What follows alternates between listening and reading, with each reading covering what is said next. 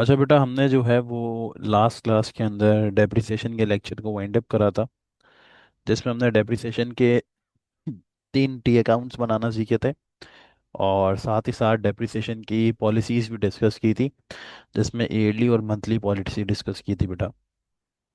अच्छा बेटा, आज वाली क्लास के अंदर हम इसके पास पेपर्स के क्वेश्चन स्टार्ट करेंगे। 10 साल के पास पेपर्स की वही शीट है, अच्छे खासे सवाल हैं इसमें बेटा। तो ये सारे सवाल हमने करने हैं इंशाल्लाह आज वाली क्लास के अंदर। कोशिश करेंगे जितना मैक्सिमम कर सकते हैं। तो 2-3 क्लासेस इंशाल्लाह पास पेपर्स पे लगाएंगे बेटा। तो बेटा, अगर आज वाली क्लास में क्वेश्चन स्टार्ट करता हूँ ना, तो क्वेश्चन में बेटा ये कह रहा है, a motor vehicle purchase by Saira Mir on 1 May 2004 for $8,000 was sold on 30th April 2008 for $400। अच्छा, इसने बेटा ये कहा कि सायरा मीर ने एक मोटर व्हीकल खरीदी थी 1 मई 2004 को। अच्छा, 1 मई 2004 को कितने की खरीदी थी बेटा? $8,000 की खरीदी थी। वो उसने 30 अप्रैल 2008 को बेच दी बेटा, कितने की? $400 की।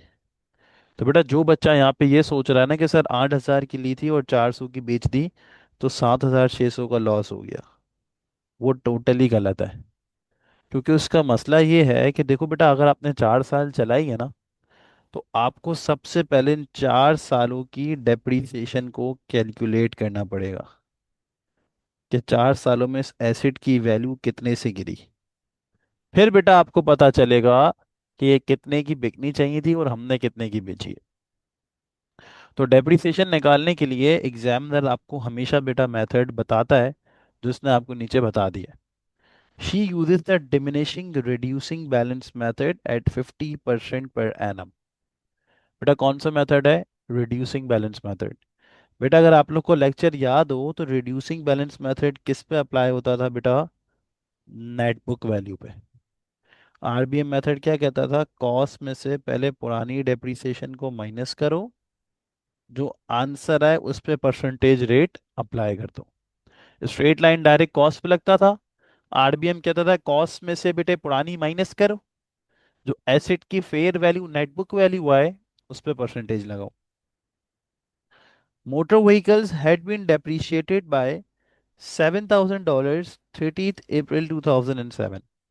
अच्छा, इसने आपको ये बता दिया कि 2007 तक की जो डेप्रिसिएशन है वो कितनी है बेटा? $7,000। अच्छा, हमने एसेट कब लिया है? 1 मई 2004 को। और कब बेचा है? 30 अप्रैल 2008 को। यानी कि 2004 से लेके 2008 कितने साल हो गए बेटा? 4 साल। तो इस एसेट को हमने बेटा टोटल 4 साल चलाया है। कह सकता हूँ ना, कब खरीदा था? 2004 में। कब बेच रहा हूँ? 2008 में। विच मीन्स दैट कि आपने इस एसेट को बेटे 4 साल चलाया है। 4 सालों में से 3 सालों की डेप्रिसिएशन एग्जामिनर ने आपको कैलकुलेट करके दे दी है। इसने बता दिया है कि 2007 तक की जो इसकी डेप्रिसिएशन है वो कितनी है बेटा? 7,000। तो 2008 की बेटा मैं इजीली निकाल लूंगा। कैसे निकालूंगा? आरबीएम मेथड क्या कहता है? कॉस्ट में से पहले पुरानी डेप्रिसिएशन को माइनस करो। कॉस्ट वॉज 8,000, पुरानी 3 सालों की डेप्रिसिएशन वॉज 7,000। तो आंसर आए उस पर परसेंटेज रेट अप्लाई कर दो। तो बेटा ये आपके पास आ रहा है $500। तो बेटा ये $500 डेप्रिसिएशन जो आई है, ये कौन सी ईयर की आ गई है बेटा? 2008 की आई है। 2007 तक की 7,000 थी और 2008 की आपने निकाल ली। क्लियर सीन बेटे? इसमें किसी को कोई प्रॉब्लम? हमने सिंपल कॉस्ट में से पुरानी डेप्रिसिएशन माइनस की, जो नेट बुक वैल्यू आई उस पर परसेंटेज रेट लगा दिया, तो हमारे पास इस साल की डेप्रिसिएशन आ गई। खैर, बैक टू एग्जामिनर्स रिक्वायरमेंट। तो एग्जामिनर ने सबसे पहले हमें कहा है एक्सप्लेन द टर्म डेप्रिसिएशन। आसान है, अगर मेरे साथ साथ पढ़ोगे तो याद हो जाएगा, इतनी बार लिखोगे कि याद हो जाएगा। साथ साथ पढ़ो। A fall in the value, I hope सब साथ पढ़ रहे होंगे। A fall in the value of non current asset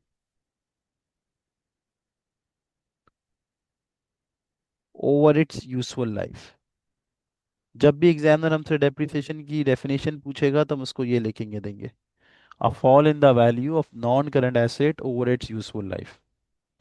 अच्छा, सेकेंड रिक्वायरमेंट एग्जामिनर की क्या है? Calculate the depreciation for the vehicle for the year ended 30 April 2008। Examiner ने आपको बोला कि सर 2008 की डेप्रिसिएशन को कैलकुलेट करके दिखा दें। तो वो तो हमने पहले ही निकाल ली है। कैसे? कॉस्ट में से हमने पुरानी पिछले 3 सालों की टोटल डेप्रिसिएशन को माइनस करा, जो आंसर आया उस पे परसेंटेज रेट अप्लाई कर दिया जो एग्जामिनर ने दिया हुआ था। तो हमारे पास 2008 की डेप्रिसिएशन आ गई। क्लियर हो गया बेटा? सर अगर स्ट्रेट लाइन होता तो फिर कैसे निकालते? तो बेटा डायरेक्ट कॉस्ट पे अप्लाई कर देते।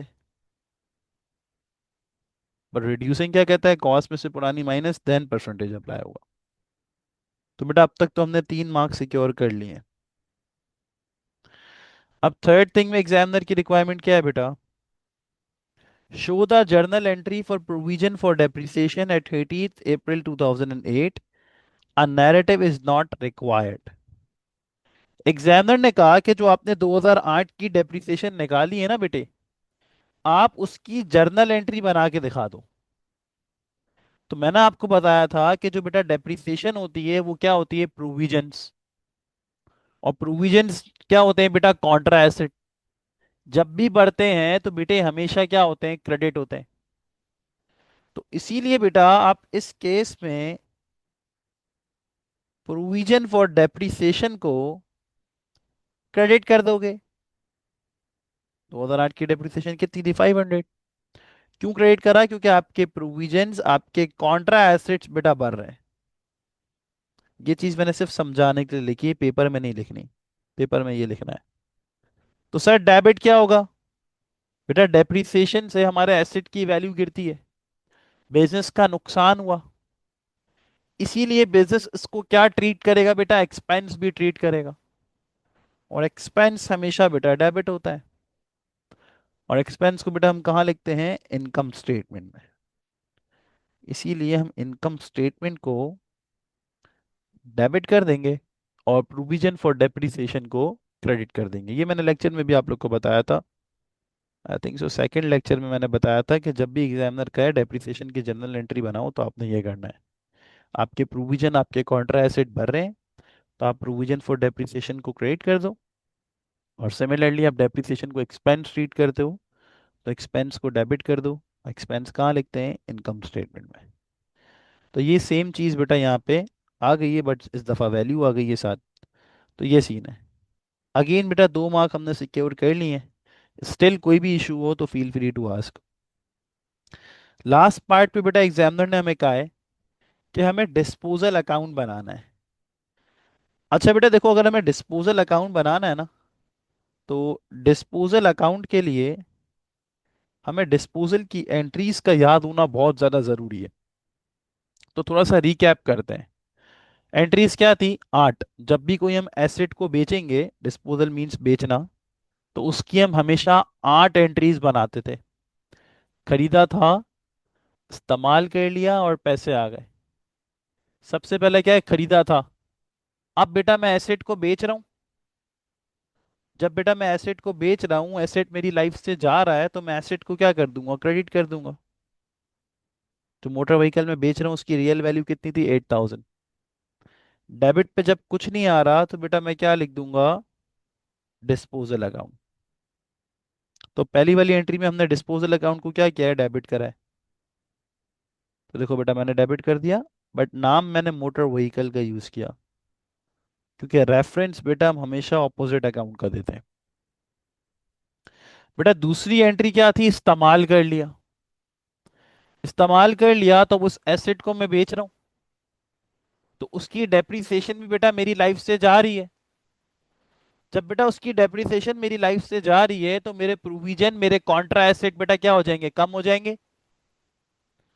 और जब बेटा मेरे प्रोविजंस, मेरे कॉन्ट्रा एसेट कम होंगे, तो मैं प्रोविजन फॉर डेप्रिसिएशन के अकाउंट को क्या करूंगा, डेबिट कर दूंगा। तो क्रेडिट किसको कर दूंगा बेटा, डिस्पोजल के अकाउंट को। तो देखो बेटा, मैं डिस्पोजल के अकाउंट को क्रेडिट कर रहा हूँ by the name of depreciation. तो जो एसेट मैंने बेचा है उसकी टोटल डेप्रिसिएशन कितनी थी? टोटल कितने साल चलाया था? 4 साल, 2004 से 2008। 3 सालों की तो एग्जामिनर ने निकाल के दी थी, चौथे साल 2008 की हमने निकाल ली थी। तो टोटल इसकी डेप्रिसिएशन बेटा कितनी है? 7,500, राइट। और बेटा फिर लास्ट एंट्री क्या होती थी? पैसे आ गए। पैसे आ गए तो बेटा मैं क्या करूंगा? कैश और बैंक अकाउंट को डेबिट कर दूंगा। तो क्रेडिट क्या हो जाएगा बेटा? डिस्पोजल का अकाउंट। तो देखो बेटा, डिस्पोजल के अकाउंट को क्रेडिट कर रहा हूँ by the name of cash, क्योंकि जो एसेट बेचा था उससे मुझे कितने पैसे आए बेटा? $400। तो मैंने कैश बैंक लिख दिया क्योंकि उन्होंने बताया नहीं है कैसे आए, वो क्रेडिट कर दिया। लास्टली बेटा मैं क्या निकालूंगा? गेन और लॉस। बहुत ही सिंपल है। देखो बेटा, एसेट लिया कितने का था? 8,000 का। 4 साल चलाया। 4 सालों की डेप्रिसिएशन कितनी थी? 7,500। 8,000 का लिया था, 7,500 का चला लिया। तो बेटा बिकना कितने का चाहिए था? 500 का। बट बेटा हमने कितने का बेचा है? 400 का। बिकना 500 का चाहिए था सर, और हमने बेचा है 400 का। विच मीन्स दैट कि बेटा हमें $100 से क्या हो गया है? Loss on disposal. और जब बेटा हमें लॉस हो गया है तो लॉस को हम क्या ट्रीट करेंगे? एक्सपेंस। और एक्सपेंस बेटा हमेशा डेबिट होता है। तो क्रेडिट किसको कर देंगे बेटा? डिस्पोजल के अकाउंट को। तो देखो बेटा, मैंने डिस्पोजल के अकाउंट को क्रेडिट कर दिया by the name of income statement. Again reference हमेशा ऑपोजिट अकाउंट का देते हैं। और क्या हुआ बेटा कि मेरी दोनों साइडें ऑटोमेटिकली क्या हो गई बेटा? इक्वल हो गई। अकाउंट क्लोज ऑफ हो गया। इतना आसान है। तो डिस्पोजल का account is totally based on disposal की एंट्रीज जो तुम लोग ने पढ़ी हुई हैं। मैंने पढ़ाते वक्त ही कहा था ये बहुत कोर कॉन्सेप्ट है, बहुत इंपॉर्टेंट कॉन्सेप्ट है। मैं दोबारा से इस वाले पार्ट को रिपीट कर रहा हूँ अनटिल अनलेस अगर किसी को क्लियर नहीं हुआ है, तो जिसको क्लियर है वो स्किप कर सकता है। तो उस पर हमने करा क्या कि बेटा टोटल हमने 8 एंट्रीज बनाई, जो हमने लेक्चर में भी सीखी थी। खरीदा था, इस्तेमाल कर लिया, पैसे आ गए। बेटा खरीदा था तो अब मैं एसेट को बेच रहा हूँ। एसेट मेरी लाइफ से जा रहा है तो मैं मोटर व्हीकल के अकाउंट को क्रेडिट कर दूंगा। 8,000 वाला एसेट था क्योंकि हमने 8,000 का लिया था। तो हमने डेबिट किसको कर दूंगा बेटा? डिस्पोजल अकाउंट को। तो इसलिए देखो बेटा, मैंने डिस्पोजल अकाउंट डेबिट हुआ है, नाम सिर्फ मोटर व्हीकल का यूज किया है। नाम उल्टे अकाउंट्स का लिखते हैं। दूसरी एंट्री क्या थी? इस्तेमाल कर लिया। इस्तेमाल कर लिया तो उसकी डेप्रिसिएशन भी मेरी लाइफ से जा रही है क्योंकि मैंने बेच दिया, तो उसके खर्चे भी मेरी लाइफ से चले जाएंगे। जब उसकी डेप्रिसिएशन मेरी लाइफ से जा रही है तो मेरे प्रोविजंस, मेरे कॉन्ट्रा एसेट्स बेटा क्या हो जाएंगे? कम। और कॉन्ट्रा एसेट्स कम होते हैं तो बेटे मैं क्या करता हूँ? डेबिट करता हूँ। इसीलिए मैं प्रोविजन फॉर डेप्रिसिएशन के अकाउंट को डेबिट कर दूंगा। एसेट को 4 साल चलाया था, 3 सालों की डेप्रिसिएशन 7,000 थी और चौथे की 500। तो टोटल 7,500 हो गई। क्रेडिट किसको कर दूंगा? क्रेडिट पे कुछ नहीं आ रहा तो क्या लिख दिया बेटा मैंने? Disposal account. इसीलिए देखो, डिस्पोजल अकाउंट क्रेडिट हुआ है, नाम सिर्फ डेप्रिसिएशन का यूज हुआ है। और बेटे थर्ड एंट्री क्या होती थी? पैसे आ गए। पैसे आएंगे तो जाहिर सी बात है कैश या बैंक का अकाउंट डेबिट होगा। अगेन क्रेडिट पे कुछ नहीं आ रहा तो बेटा हमने क्या लिख दिया? Disposal account. सिंपल। लास्ट बचा गेन और लॉस का। लिया कितने का था? 8,000 का। कितने का बेटा मैंने चला लिया? 7,500 का। तो बेटा बिकना कितने का चाहिए था? 500 का। एक चीज 8 की थी और 7,500 से उसकी वैल्यू गिर गई, तो जाहिर सी बात है 500 की बिकनी चाहिए। अब अगर ये 500 वाली चीज तुमने 400 की बेची तो जाहिर सी बात है बेटा आपका क्या हो गया? $100 से लॉस ऑन डिस्पोजल। लॉस हुआ तो आप इसको इनकम स्टेटमेंट में एक्सपेंस ट्रीट करोगे। एक्सपेंस हमेशा डेबिट होता है। तो क्रेडिट पे जब कुछ नहीं आ रहा तो क्रेडिट क्या हो जाएगा? Disposal account. कर दिया क्रेडिट। नाम सिर्फ इनकम स्टेटमेंट का यूज कर लिया। इतना सिंपल था बेटा। तो देखो बेटा ये क्वेश्चन था, इतने ट्रिकी क्वेश्चन नहीं है। हाँ, अनटिल एंड अनलेस अगर आपको लेक्चर ही आपने नहीं देखा है और डायरेक्ट पास पेपर की वीडियो पे आ गए हो, तो फिर थोड़ा इशू होगा। लेक्चर्स क्लियर करो और फिर इसको करोगे तो इंशाल्लाह हो जाएगा। आओ एक और क्वेश्चन करते हैं। अब ध्यान से सुनना ये वाला क्वेश्चन। इस क्वेश्चन में बेटा इसने कहा, universal industries provided the following information: purchase a machine for $8,000 on 1st October 2007, sold the machine for cash $7,000 on 31st March 2009। क्या कहा? क्या यूनिवर्सल इंडस्ट्रीज ने 1 अक्टूबर 2007 को एक मशीन खरीदी $8,000 की। वो इन्होंने बेटा 31 मार्च 2009 को बेच दी कितने की बेटा? $7,000 की। अब अगेन इधर जो बच्चा कह रहा है कि सर 8,000 वाली चीज 7,000 की बेच दी तो $1,000 का लॉस हो गया, वो टोटली गलत है। याद रखना है कि आप लोग को पहले डेप्रिसिएशन निकालनी है, क्योंकि आपने जितना भी टाइम इस एसेट को चलाया है उसमें उसकी वैल्यू गिरी होगी। तो पहले आप डेप्रिसिएशन कैलकुलेट करके ये देखोगे कि कितने का बिकना चाहिए था और हमने कितने का बेच दिया, फिर गेन और लॉस आता है। सही है? डायरेक्टली कभी भी नहीं आता। डेप्रिसिएशन कैसे निकालें वो एग्जामिनर ने आपको ऑब्वियसली बताया होगा सवाल में। आओ पढ़ें, बताया हुआ है। अच्छा, सवाल में क्या बोल रहा है? The policy of Universal Industries is to charge depreciation at the rate of 10% per annum on cost using straight line method। बेटा स्ट्रेट लाइन मेथड हमेशा किस पे अप्लाई होता है? कॉस्ट पे। Depreciation on machinery is charge from the date of purchase to the date of cell.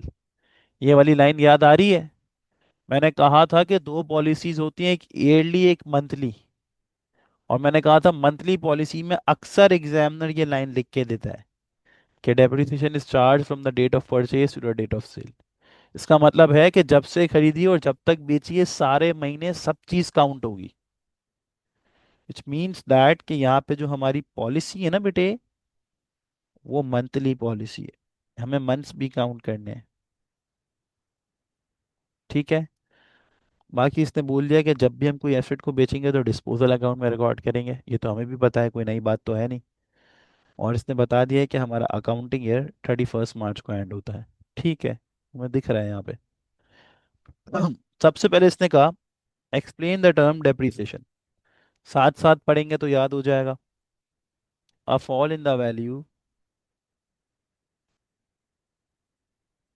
Of non current asset over its useful life. ये बेटा पक्का कर लो, पक्के 2 मार्क मिल जाएंगे या 1 मार्क मिल जाएगा। 1 मार्क का होगा तो एक, 2 मार्क का होगा तो दो। आगे इसने कहा state 2 reasons why fix asset depreciate. बोला 2 रीजंस बताओ कि फिक्स एसेट्स क्यों डेप्रिशिएट होते हैं। बेटा हमने तो बहुत सारे फैक्टर्स डिस्कस किए थे लेक्चर के अंदर कि भाई वियर एंड टीयर यूज करने की वजह से, time factor, depletion, economic factor, technological advancement जिसमें हमने ब्लैकबेरी और आईफोन के ऊपर डिस्कशन की थी। तो बहुत सारे फैक्टर्स हैं। वही हम लिख देते हैं भाई, टाइम फैक्टर की वजह से भी एसेट की वैल्यू गिरती है। एक हम लिख देते हैं इकोनॉमिक फैक्टर की वजह से भी एसेट की वैल्यू गिरती है। और भी बहुत सारे हैं, जो चाहो लिख सकते हो। सही है? पार्ट सी जो मेन रिक्वायरमेंट है, please be focused. Prepare the journal entries to record the sale of machine,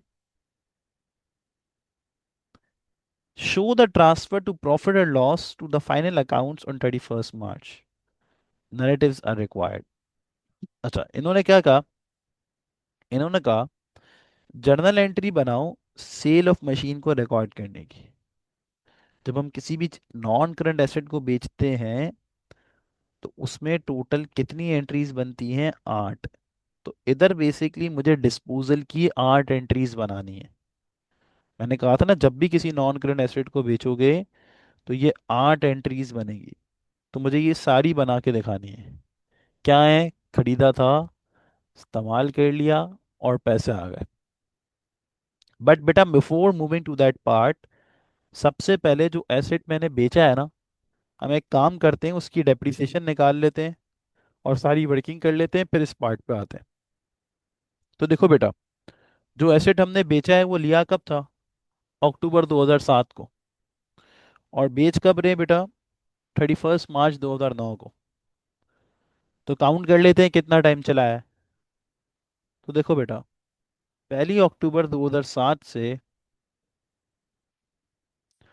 31 सितंबर 2008, ये बेटा पूरा एक साल हो गया। साल स्टार्ट अगर जैन में होता है तो एंड 31 दिसंबर को होता है ना। एक पीछे आ जाते हैं हम। तो 1 अक्टूबर 2007 से 31 सितंबर 2008, पूरा एक साल। फिर अगला दिन आया 1 अक्टूबर 2008 का। जब से लेके बेटा 31 मार्च 2009 तक चला है, राइट। अब ये तो पूरा साल नहीं हुआ ना, ये कुछ महीने बन रहे हैं। अक्टूबर का महीना, नवंबर और दिसंबर, फिर जैन, फेब और मार्च। तो बेटा ये कितने मेरे महीने बन रहे हैं? ये बन रहे बेटा मेरे 6 महीने, अक्टूबर से मार्च। तो पहले एक साल चलाया, फिर अगले वाले साल में पूरा साल नहीं चलाया, कितना टाइम चलाया बेटा? 6 महीने। यानी बेटा क्या ही मैं कह सकता हूँ कि इस एसेट को मैंने एक साल 6 महीने चलाया। ऐसा ही है। अक्टूबर 2007 से 31 सितंबर 2008 एक साल, और अक्टूबर 2008 से 31 मार्च 2009, टोटल बनते हैं 6 महीने। तो इस एसेट को मैंने कितना टाइम चलाया बेटा? एक साल 6 महीने। तो आओ बेटा इसकी डेप्रिसिएशन निकाल लेते हैं। बेटा मेथड कौन सा है? Straight line method. किस पे अप्लाई होता है सर? कॉस्ट पे। कॉस्ट कितनी है सर? 8,000। तो पहले साल की अगर डेप्रिसिएशन निकालनी है तो क्या करूंगा? 8,000 का 10%, जो कितना आएगा बेटा? 800। ये बेटा मेरे पास पहले साल की डेप्रिसिएशन आ गई। अब अगर बेटा मुझे दूसरे साल की निकालनी है, तो दूसरे साल के लिए बेटा मैं क्या करूंगा? अगेन स्ट्रेट लाइन मेथड किस पे अप्लाई होता है? कॉस्ट पे। तो दूसरे साल की डेप्रिसिएशन भी क्या आ गई? 800 ही आ गई। ये स्ट्रेट लाइन में हर साल डेप्रिसिएशन सेम रहती है। बट दूसरे साल में मैंने पूरा साल नहीं चलाया ना बेटा, मैंने सिर्फ कितना टाइम चलाया? 6 महीने। ये तो पूरे साल की है। तो अगर मैं इसको डिवाइड बाय 12 करता हूँ, क्योंकि साल में 12 महीने होते हैं, इतने बोंगे नहीं है हम, हमें पता है। तो एक महीने की पता चलेगी, मल्टीप्लाई बाय 6 करूंगा तो 6 महीने की डेप्रिसिएशन पता चल जाएगी बेटा। डिवाइड बाय 12 तो एक महीने की, मल्टीप्लाई बाय 6 तो 6 महीने की, जो कि आ गई 400। इसका मतलब ये है कि इस एसेट को टोटल बेटा मैंने कितना चला लिया है? 1200। एक साल की डेप्रिसिएशन 800 और 6 महीने की कितनी? 1200। ये इस एसेट की मैंने डेप्रिसिएशन निकाल ली। देखा बेटा कितना सिंपल था। कुछ भी नहीं था, सिर्फ टाइमलाइन देखी, कितना टाइम चलाया और उस हिसाब से कैलकुलेट कर लिया। अब हम ये देख सकते हैं कि गेन हुआ या लॉस। अब तो आसान है ना। कैसे? ली कितने की थी? 8,000 की। डेप्रीशिएट यानी कि वैल्यू उसकी कितने से गिर गई इन सालों में? 1,200 से। जिसका मतलब ये है कि हमें एसेट को बेचना कितने का चाहिए था? 6,800 का। बट हमने कितने का बेचा बेटा? 7,000 का। एक चीज जो ली 8,000 की थी, 1,200 से उसको मैंने चला लिया, यानी 1,200 से वो डेप्रीशिएट हो गई। तो बिकनी कितनी की चाहिए थी? 6,800 की। बट बेटा हमने कितने की बेच दी? 7,000 की। मीन्स दैट कि हमें $200 से क्या हो गया बेटा? Gain on disposal. Clear scene? कोई प्रॉब्लम? अब आसानी से एंट्रीज बन जाएंगी। आओ बना लें। सब चीज़ है हमारे पास। पहली एंट्री क्या थी? खरीदा था। अब बेटा मैं एसेट को बेच रहा हूँ। एसेट मेरी लाइफ से जा रहा है। जब एसेट मेरी लाइफ से जा रहा है तो मैं क्या कर दूंगा, उसको क्रेडिट कर दूंगा। तो जो मशीनरी मैंने बेची है उसकी वैल्यू कितनी थी बेटा, असल वैल्यू 8,000। ये मशीन मेरी लाइफ से जा रही थी तो मैंने मशीन के अकाउंट को क्रेडिट कर दिया। डेबिट पे जब कुछ नहीं आ रहा तो बेटा मैंने क्या लिख दिया, डिस्पोजल अकाउंट। ये देखो बेटा मैंने पहली एंट्री बना ली। दूसरी एंट्री क्या थी बेटा, इस्तेमाल कर लिया। इस्तेमाल कर लिया तो उस एसेट की डेप्रिसिएशन भी मेरी लाइफ से चली जाएगी। सॉरी, डेप्रिसिएशन, है ना। क्योंकि जब एक चीज मैं बेच देता हूँ तो उसके खर्चे भी मेरी लाइफ से चले जाते हैं। जब उसकी डेप्रिसिएशन मेरी लाइफ से चली जाएगी तो मेरे प्रोविजंस, मेरे कॉन्ट्रा एसेट कम हो जाएंगे। इसका मतलब ये है कि मैं प्रोविजन फॉर डेप्रिसिएशन को क्या कर दूंगा बेटा, डेबिट। कॉन्ट्रा एसेट कम होते हैं तो डेबिट होते हैं। तो जो एसेट बेचा था उसकी डेप्रिसिएशन कितनी निकाली थी, 1200। 1 साल 6 महीने चला है ना बेटा। अगेन अब क्रेडिट पे कुछ नहीं आ रहा। जब बेटा कुछ नहीं आ रहा तो मैं क्या लिख दूंगा, disposal account. Clear. Third entry बेटा क्या होती है, पैसे आ गए। पैसे आएंगे तो मैं कैश को डेबिट कर दूंगा, क्योंकि पैसे कैश की सूरत में आए थे। याद करो, कैश में पैसा आया तो कैश डेबिट हो गया। अगेन जब क्रेडिट पे कुछ नहीं आ रहा तो क्या लिख दूंगा बेटा, डिस्पोजल अकाउंट। लास्ट में बेटा मैं किसकी एंट्री बनाता था, गेन और लॉस की। तो जो एसेट बेटा मैंने बेचा है उस पे मुझे 200 रुपये का फायदा हुआ है। 6,800 का बिकना चाहिए था, मैंने 7,000 का बेच दिया था। जब बेटा गेन हुआ है तो उसको मैं क्या ट्रीट करूंगा, इनकम। और इनकम बेटा हमेशा क्या होती है, क्रेडिट होती है। इसीलिए मैं क्या कर रहा हूँ, अपनी इनकम स्टेटमेंट को क्रेडिट कर दिया। इनकम है ना, इनकम क्रेडिट हो गई और लिखते हैं इनकम स्टेटमेंट में ही है। डेबिट पे जब कुछ नहीं आ रहा तो मैंने क्या लिख दिया बेटा, डिस्पोजल अकाउंट। तो देखो बेटा कितने सुकून से बना ली। अब क्या वही लेक्चर फॉलो किया है, खरीदा था, इस्तेमाल कर लिया, पैसे आ गए, और गेन और लॉस की एंट्रीज सेम देखो। Good scene. आसान चैप्टर है, इतना मुश्किल नहीं है। लास्ट पार्ट है सवाल का, explain why depreciation is an application of accruals concept. Accruals concept क्या होता था पहले तो आप ये बताओगे, your current year expenses should be matched against your current year income. Basically जो जिस साल का खर्चा है उसको उसी साल रिकॉर्ड कर लो। इसीलिए हम क्या करते हैं, करंट ईयर की डेप्रिसिएशन को एक्सपेंस ट्रीट करते हैं और इनकम स्टेटमेंट में लिख देते हैं। क्योंकि हम ये शो कर रहे हैं कि करंट ईयर का खर्चा है और हमने इसको इसी साल इनकम स्टेटमेंट में रिकॉर्ड कर लिया, ताकि करंट ईयर की इनकम और करंट ईयर के एक्सपेंस मैच हो जाए। जो जिस साल का खर्चा है वो उसी साल रिकॉर्ड हो जाए, ताकि फेयर और एक्यूरेट प्रॉफिट आए। समझे बेटा। तो ये सीन था। अगली वाली क्लास के अंदर और भी सवालात करेंगे। तब तक के लिए अपना ख्याल रखो, और कोई क्वेश्चन हो तो पूछ लेना। जा सकते हो। अल्लाह हाफिज़।